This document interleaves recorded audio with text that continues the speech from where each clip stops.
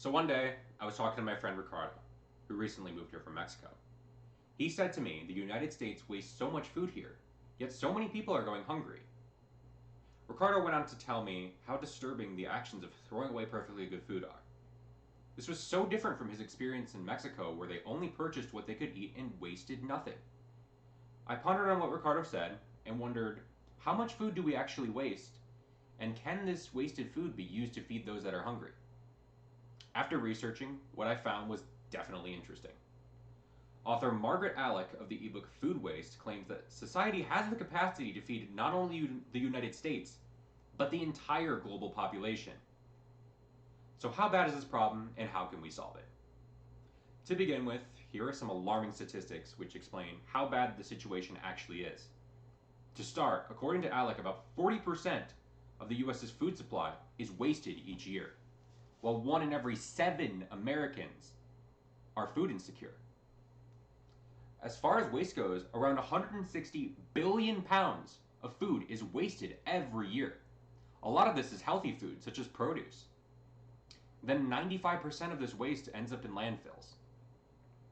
The good news, though, is government, businesses, and individuals are starting to act to find solutions through partnerships, logistics, and advocacy.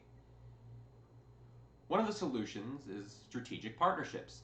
The article Around the Block Partners with Move for Hunger to Reduce Food Waste and Fight Hunger discusses how a residential and commercial moving firm, Around the Block Moving, chose to partner with the nonprofit agency Move for Hunger to help distribute food waste from households to those in need.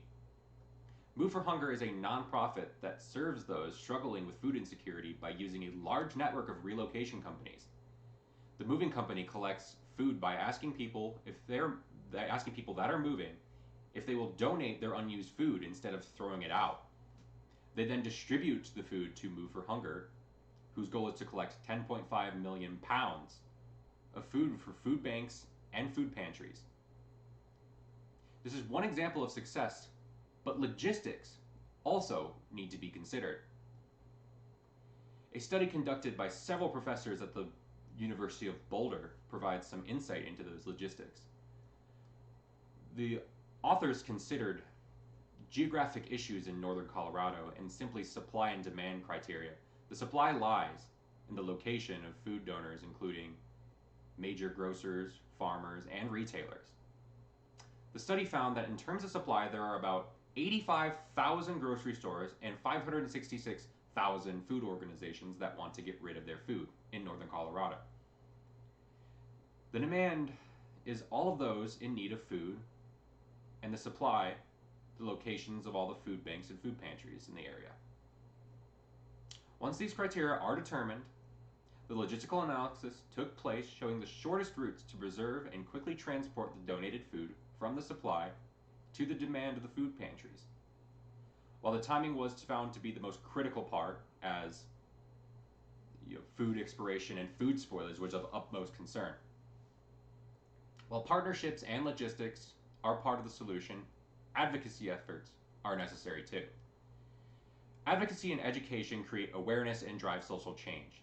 The publication Western Farm Press describes how the United Nations took up the effort to get involved and declare September 29th as the International Day of Awareness of Food Loss and Waste. Another example involves a nonprofit organization, ReFed, committed to reducing food waste in the US. ReFed published an article in Waste 360, which is an online resource dedicated to educating, recycling, and solid waste industries, and also provides them strategies and tactics to reduce food waste and curb hunger. Advocacy, strategic partnerships, and logistical efforts are all important, but one of the best examples is the use of all three. In response to my friend's comment, Ricardo was right. We do waste a lot of food here in the US. He was also right that many people are still going hungry. The good news, though, is there are solutions to address this issue through the use of strategic partnerships, logistical efforts, and analysis, and advocacy efforts.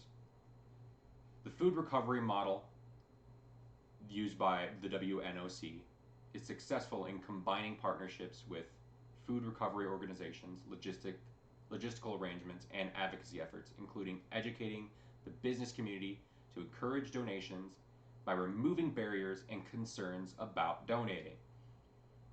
Reducing food loss and waste requires the action of all, from government entities to business communities and the public. Even simple actions can make a difference, as individuals can volunteer at local food pantries or donate food items they no longer need. We all need to dare and care and make a difference in our community. Now, knowing all that you know about food waste and how many people here in the US are still going hungry, should I really just throw away this fruit? Thank you.